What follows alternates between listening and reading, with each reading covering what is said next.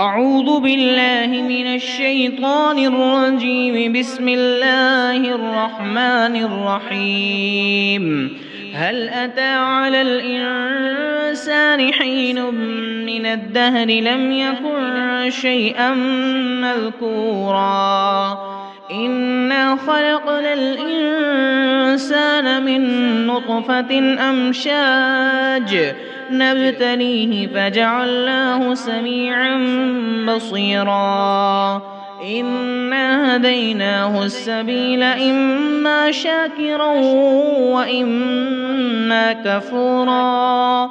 إنا أعتدنا للكافرين سلاسل وأغلالا وسعيرا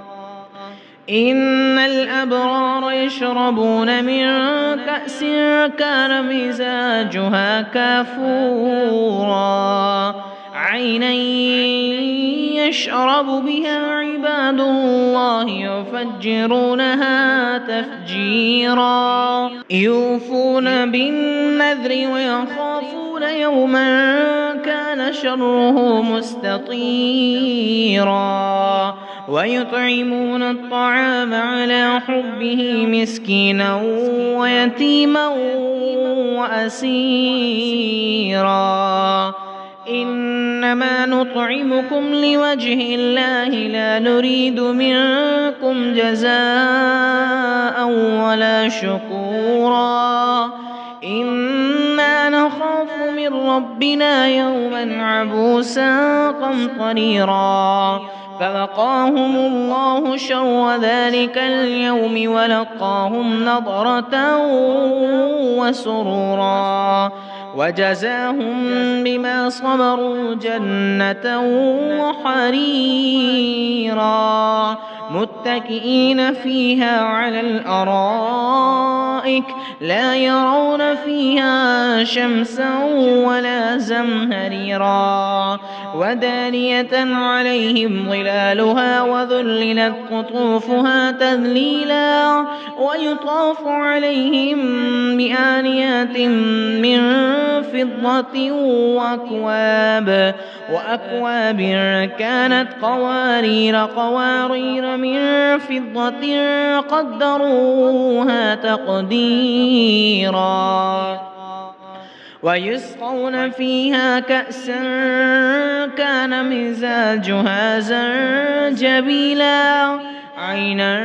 فيها تسمى سلسبيلا ويطوف عليهم ولدان مخلدون إذا رأيتهم حسبتهم لؤلؤا منثورا وإذا رأيت ثم رأيت نعيما وملكا كبيرا عاليهم ثياب سندس خضر واستبرق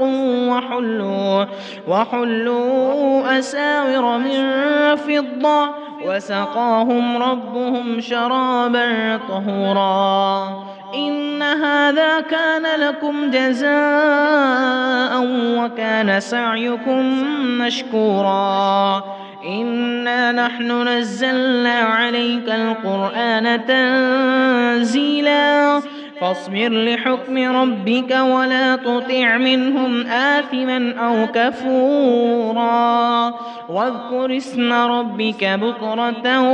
وأصيلا ومن الليل فاسجد له وسبحه ليلا طويلا إن هؤلاء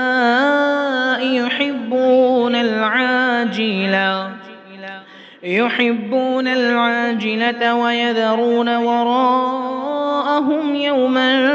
ثقيلا نحن خلقناهم وشددنا أسرهم وإذا شئنا بدلنا أمثالهم تبديلا إن هذه تذكرة فمن شاء اتخذ إلى ربه سبيلا وما تشاءون إلا أن يشاء الله إن الله كان عليما حكيما يدخل من يشاء في رحمته والظالمين أعد لهم عذابا أليما